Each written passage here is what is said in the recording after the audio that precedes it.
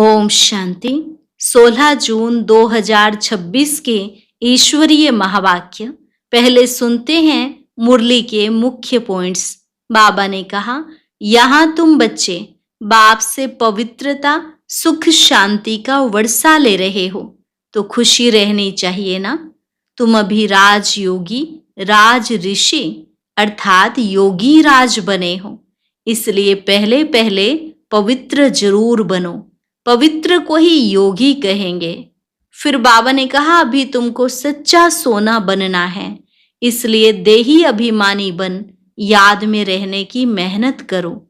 जो बाप को भूल जाते हैं उनको माया की दुबन से निकालने में बड़ी मेहनत लगती है। जितना जितना दुबन से निकलते जाएंगे उतनी खुशी बढ़ती जाएगी। जो खुद निकला होगा उनके पास दूसरों को निकालने की शक्ति आ जाएगी। लास्ट में बाबा ने कहा, यहाँ तुमको वनवाह में रहना है। अच्छी चीज पहनने या खाने की लालच नहीं होनी चाहिए। अगर यहाँ अच्छा पहनेंगे तो वहां कम हो जाएगा। तुम अपने शरीर को भी भूलते जाओ। और अब सुनते हैं महावाक्यों को विस्तार से। मुरली का सार। मीठे बच्चे, तुम अभी सच्चे सच्चे राजयोगी हो। तुम्हें राज ऋषि भी कहा जाता है। राज ऋषि माना ही पवित्र। प्रश्न, तुम बच्चे मनुष्यों को माया रूपी रावण की दलदल से कब निकाल सकेंगे? उत्तर, जब तुम खुद उस दलदल से निकले हुए होंगे। दलदल से निकलने वालों की निशानी है इच्छा मात्रम अविद्या। एक बाप के सिवाय और कुछ भी याद ना आए। अच्छा कपड़ा पहने, अच्छी चीज खाएं, यह लालच ना हो। तुम पूरा ही वनवाह में हो। इस शरीर को भी भूले हुए, मेरा कुछ भी नहीं, मैं आत्मा हूं। ऐसे आत्म अभिमानी बच्चे ही रावण की दलदल से मनुष्यों को निकाल सकते हैं। गीत, तू प्यार का सागर है। ओम शांति। कोई समय गीत जब बजाया जाता था तो बच्चों से गीत का अर्थ भी पूछते थे। अब बताओ तुम कब से राह भूले हो? कोई ने कहा द्वापर से, कोई ने कहा सतयुग से। जो कहते हैं द्वापर से भूले हैं वे रोंग हैं। सतयुग से राह भूले हैं। राह बताने वाला तो अभी तुमको मिला है। सतयुग में राह बताने वाले को नहीं जानते हैं। वहां कोई बाप को जानते ही नहीं, गोया भूले हुए हैं। भूलना भी ड्रामा में नूंद है। फिर अभी राह बताने आए हैं। कहते हैं ना, प्रभु राह बताओ। हम सतयुग से लेकर बाप को भूले हैं। बाबा प्रश्न पूछते हैं बुद्धि चलाने लिए। यह ज्ञान ही निराला है ना। ज्ञान का सागर बाप ही है। बाप सम्मुख समझाते हैं। ज्ञान का सागर, सुख का सागर मैं ही हूं। तुम भी जानते हो, बरोबर पतित पावन भी एक बाप है। यह तो भक्ति वाले भी मानते हैं। पावन दुनिया है ही शांति धाम और सुख धाम। अब सुख धाम और दुख धाम आधा आधा है। यह तो बच्चे अच्छी रीति जानते हैं। बाप प्यार का सागर है, तभी तो सब उनको फादर कह बुलाते हैं। परंतु वह कौन है, कैसे आते हैं, यह भूल जाते हैं। 5000 वर्ष की बात है।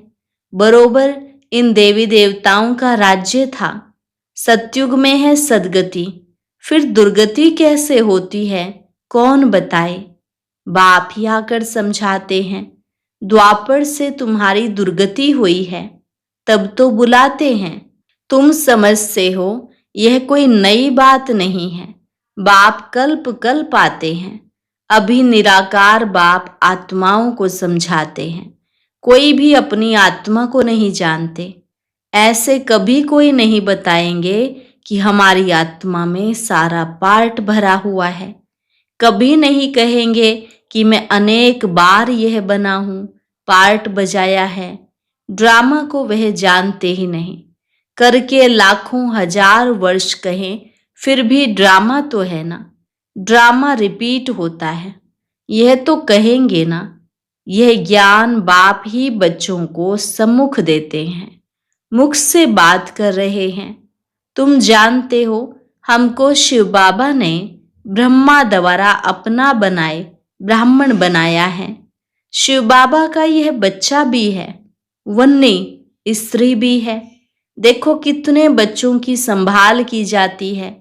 अकेला मेल होने के कारण सरस्वती को मददगार बनाया है कि बच्चों को संभालो। यह बातें शास्त्रों में नहीं है, यह है प्रैक्टिकल। बाप ही राजयोग सिखाते हैं। जिनको राजयोग सिखाया वह राजाएं बने, 84 जन्मों में आए। बाइबल, कुरान, वेद, शास्त्र आदि पढ़ते तो बहुत हैं, परंतु समझ से कुछ भी नहीं। अभी तुम कोई तत्व योगी नहीं हो, तुम्हारा तो बाप से योग है, अर्थात बाप की याद है। तुम अभी राजयोगी, राज ऋषि हो, अर्थात योगी राज हो। योगी पवित्र को कहा जाता है। स्वर्ग की राजाई लेने लिए तुम योगी बने हो। बाप पहले पहले कहते हैं पवित्र बनो। योगी नाम ही उनका है। तुम सब राजयोगी हो। यह तुम ब्रह्मा मुख वंशावली ब्राह्मणों की बात है। तुमको राजयोग सिखा रहे हैं। स्टूडेंट हो गए ना। स्टूडेंट्स को कब टीचर भूलेगा क्या? जानते हो, शिव बाबा हमको पढ़ा रहे हैं, परंतु माया फिर भी भुला देती है। तुम अपने पढ़ाने वाले टीचर को भूल जाते हो। भगवान पढ़ाते हैं, यह समझे तब तो नशा चढ़े। स्कूल में आईसीएस पढ़ते हैं तो कितना नशा रहता है। तुम बच्चे तो 21 जन्म के लिए यह राजयोग की पढ़ाई पढ़ते हो। पढ़ना तो फिर भी होता है, राज विद्या भी पढ़नी पड़े, भाषा आदि सीखनी पड़े। तुम बच्चे समझते हो। सतयुग से हम यह राह भूलनी शुरू करते हैं। फिर एक एक ढाका, एक एक पौड़ी स्टेप, एक एक जन्म में नीचे उतरते हैं। अभी तुमको सारा याद है, कैसे हम चढ़ते हैं, कैसे हम उतरते हैं। यह सीढ़ी अच्छी रीति याद करो। 84 जन्म पूरे हुए, अब हमको जाना है तो खुशी होती है। यह बेहद का नाटक है। आत्मा कितनी छोटी है, पार्ट बजाते बजाते आत्मा थक जाती है। तब कहते हैं बाबा राह बताओ तो हम विश्राम पाएं, सुख शांति पाएं। तुम सुख धाम में हो तो तुम्हारे लिए वहां सुख शांति भी है।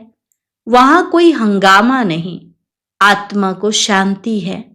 शांति के 2 स्थान हैं, शांति धाम और सुख धाम। दुख धाम में अशांति है। यह पढ़ाई है।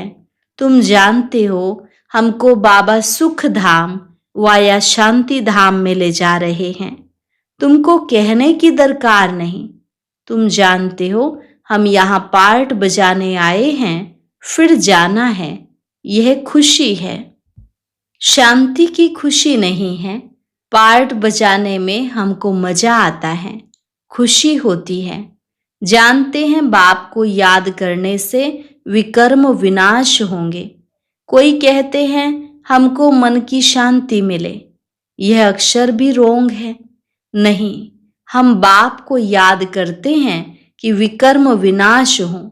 शांत तो मन रह ना सके, कर्म बिगर रह नहीं सकते। बाकी महसूस सा आती है। हम बाप से पवित्रता सुख शांति का वर्षा ले रहे हैं तो खुशी होनी चाहिए। यह तो है ही दुख धाम, इसमें सुख हो नहीं सकता। मनुष्य शांति धाम सुख धाम को भूल गए हैं। तो जिनको बहुत पैसे हैं समझते हैं हम सुख में हैं। सन्यासी घर बार छोड़ जंगल में जाते हैं। कोई हंगामा तो है नहीं तो शांत तो हो जाते हैं, परंतु वह हुआ अल्पकाल के लिए। आत्मा का जो शांति स्वधर्म है उसमें तुम शांति में रहते हो। यहाँ तो प्रवृत्ति में आना ही है।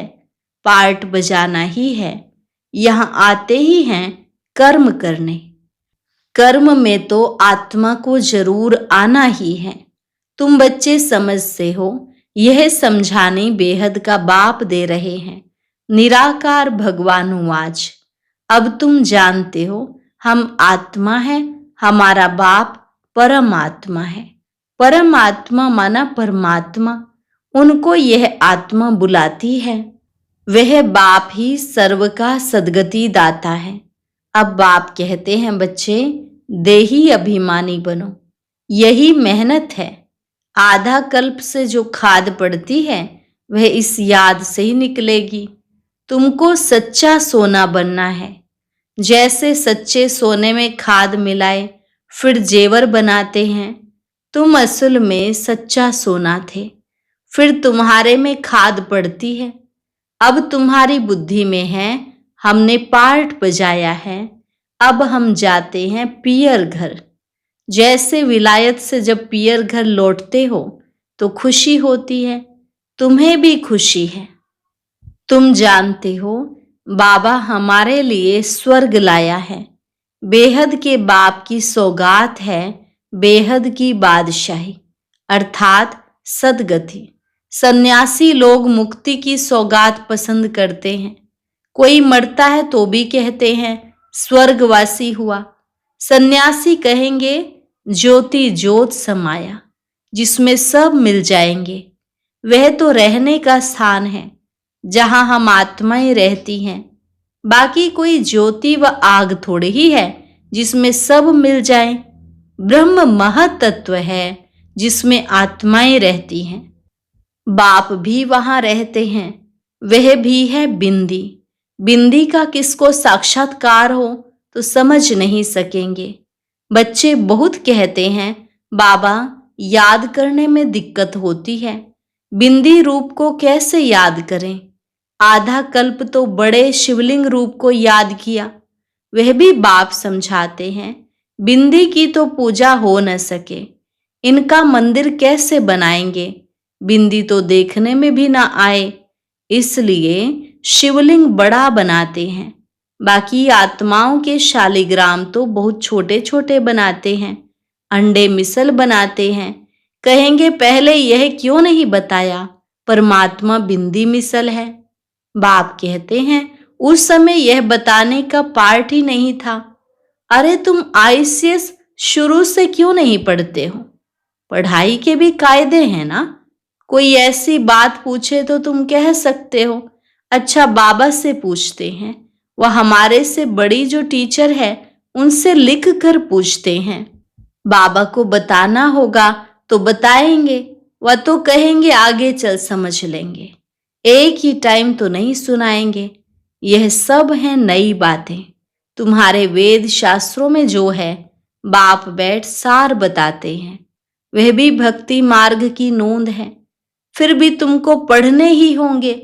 यह भक्ति का पार्ट बजाना ही होगा। पतित बनने का भी पार्ट बजाना है।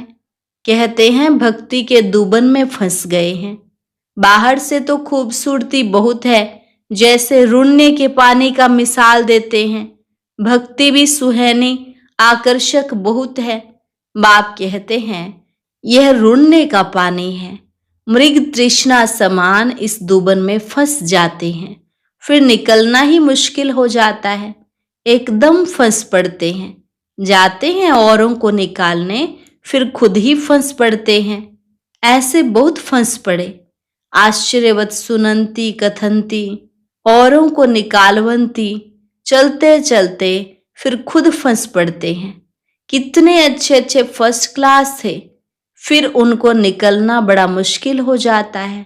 बाप को भूल जाते हैं तो दूबन से निकालने में कितनी मेहनत लगती है। कितना भी समझाओ बुद्धि में नहीं बैठता। अब तुम समझ सकते हो कि हम माया रूपी रावण की दलदल से कितना निकले हैं।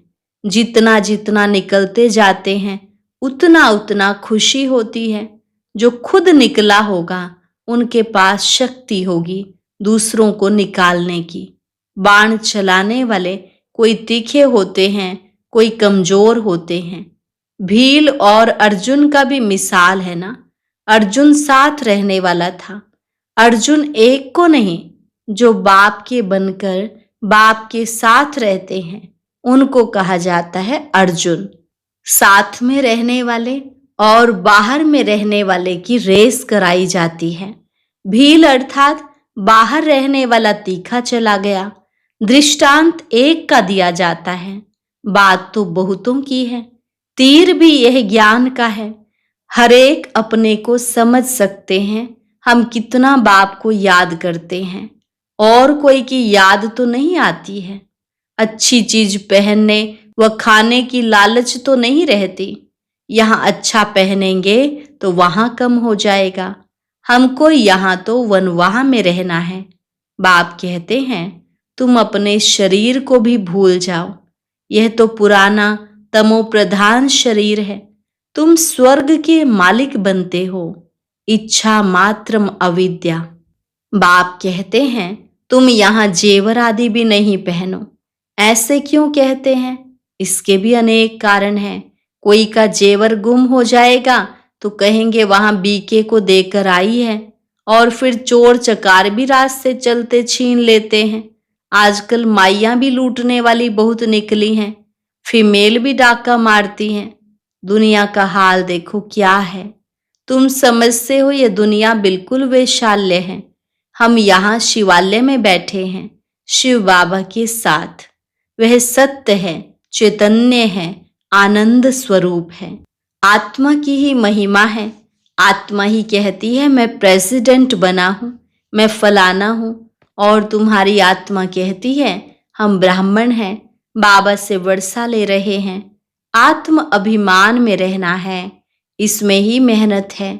यह मेरा फलाना है, यह मेरा है, यह याद रहता है। हम आत्मा भाई भाई हैं, यह भूल जाते हैं। यहाँ मेरा मेरा छोड़ना पड़ता है। मैं आत्मा हूं, इनकी आत्मा भी जानती है। बाप समझा रहे हैं मैं भी सुनता रहता हूं।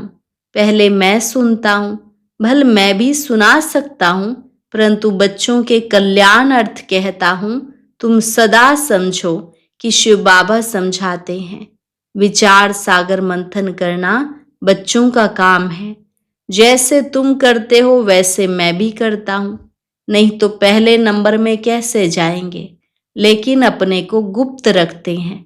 अच्छा, मीठे मीठे सिकिल अधे बच्चों प्रति मात पिता बाप दादा का याद प्यार और गुड मॉर्निंग। रूहानी बाप की रूहानी बच्चों को नमस्ते। रूहानी बच्चों की रूहानी बाप दादा को नमस्ते नमस्ते, गुड मॉर्निंग। शुक्रिया बाबा, शुक्रिया। धारणा के लिए मुख्य सार, मेरा मेरा सब छोड़ अपने को आत्मा समझना है। आत्म अभिमानी रहने की मेहनत करनी है। यहाँ बिल्कुल वनवाह में रहना है। कोई भी पहनने खाने की इच्छा से इच्छा मात्रम अविद्या बनना है। पार्ट बजाते हुए कर्म करते अपने शांति स्वधर्म में स्थित रहना है। शांति धाम और सुख धाम को याद करना है। इस दुख धाम को भूल जाना है। वरदान, रुहाब और रहम के गुण द्वारा विश्व नवनिर्माण करने वाले विश्व कल्याणकारी भव। रुहाब और रहम के गुण द्वारा विश्व नवनिर्माण करने वाले विश्व कल्याणकारी भव। विश्व कल्याणकारी बनने के लिए मुख्य दो धारणाएं आवश्यक हैं। एक ईश्वरीय रुहाब और दूसरा रहम। अगर रुहाब और रहम दोनों साथ साथ और समान हैं तो रूहानियत की स्टेज बन जाती है।